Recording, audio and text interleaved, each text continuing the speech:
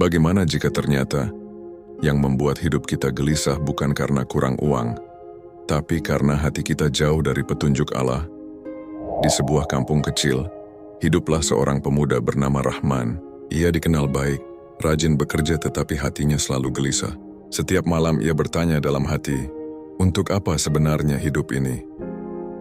Suatu hari Rahman mendengar seorang ustaz membacakan Al-Quran, tepatnya surat-surat Al-Bayyinah.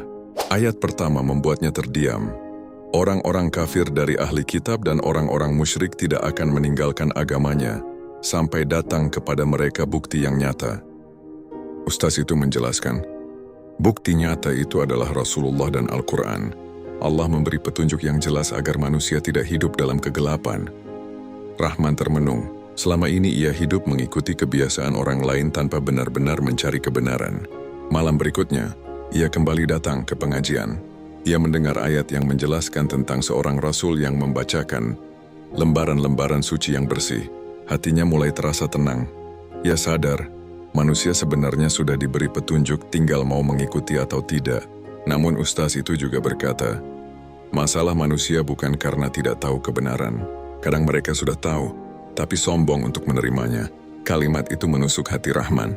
Ia teringat sering menunda salat, malas berbuat baik dan merasa hidup hanya soal mencari uang. Kemudian dibacakan ayat, padahal mereka hanya diperintah untuk menyembah Allah dengan ikhlas. Rahman pulang sambil menangis kecil di atas motornya.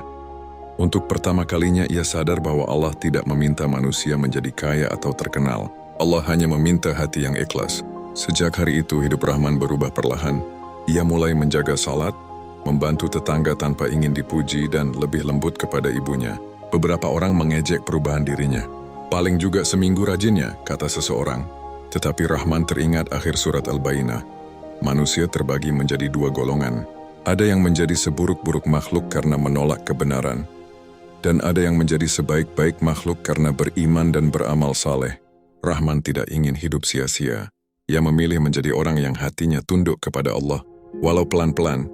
Dan sejak itu, kegelisahan yang dulu menghantuinya mulai hilang, karena ia akhirnya menemukan cahaya yang selama ini ia cari.